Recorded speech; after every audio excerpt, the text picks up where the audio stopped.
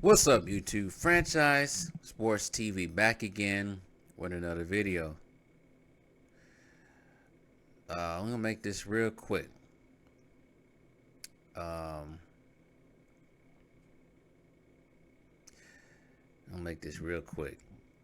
But before I begin, I lost the track. I'm not in my track of what I want to say. I'm sorry. But before I begin, like, share, comment, subscribe, do all that good stuff. All right, here we go.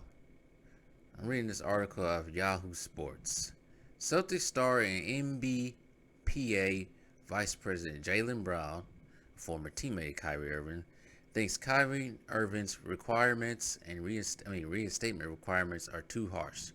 The Boston Celtics forward and NBPA Vice President Jaylen Brown said he and others in the players' union have issues with the requirements that the Brooklyn Nets had given for Kyrie Irving for his reinstatement. So he might have some allies in this.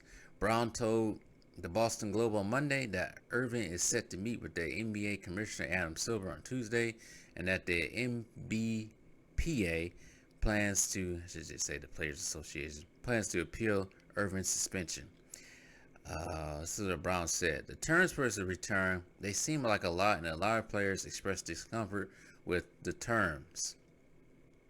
Irving was suspended from the Nets for at least 5 games last week, and we know what he did. I don't even like repeating it because they're not even telling the truth. Irving also reportedly did not respond to multiple texts from the Nets owner Joe Tsai about the controversy. In order for Irving to be reinstated, he must reportedly issue a verbal apology, condemn the anti-Semitic film, share the apology on social media, complete sensitivity training, meet with Jewish leaders in the Brooklyn community, meet with Tsai, make a $500,000 donation to the anti-hate causes. These requirements are coming from the Nets, not the league, which told Yahoo Sports last week it was unaware of the depth of what Irving was asked to fulfill by the team. Still, Brown said he thinks those requirements are way too harsh. I think so too. After Irving meets with Silver, he hopes the league and the Players Association can set guidelines to better handle situations in the future. According to Brown, as he's quoted, I don't believe Kyrie Irving is anti-Semitic. I don't think he is either. I don't think people in our governing bodies think he's anti-Semitic. He made a mistake.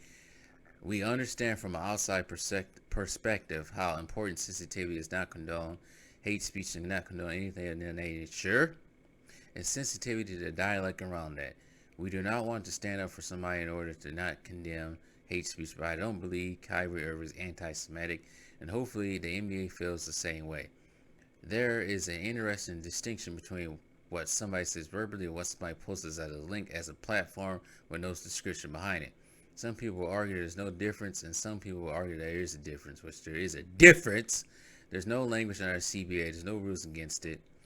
There is uncharted territory. This is uncharted territory for everybody, and everybody is trying to figure out the difference between the two. So that's what Jaylen Brown had to say about the issue.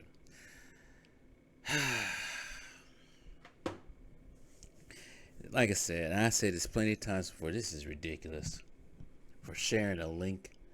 It would be a different story if he went out there and just talked all crass about Jews and all kinds of stuff, which I will not say on here. That I'm thinking in my head. I'm not anti-Semitic, but I'm just saying what can be considered anti-Semitic.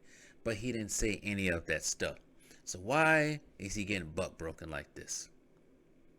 If I was Kyrie, which I think there's rumors that he's not even doesn't plan on going with this, I won't go through none of this.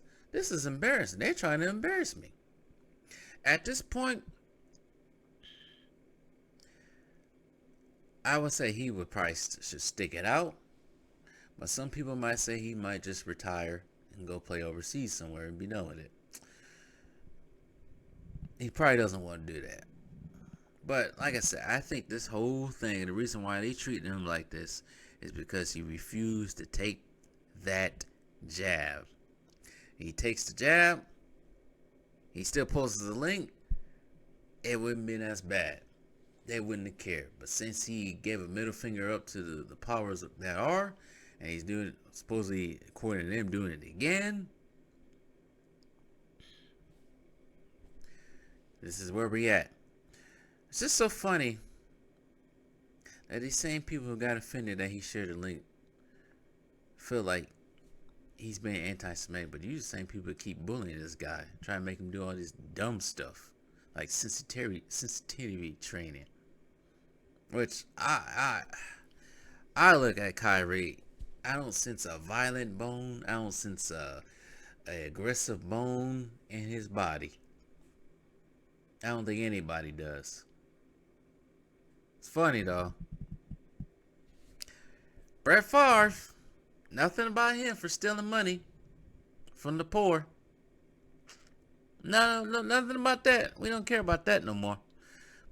But Ime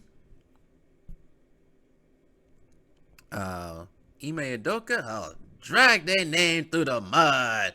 Drag them through the mud over and over again. That's what they deserve.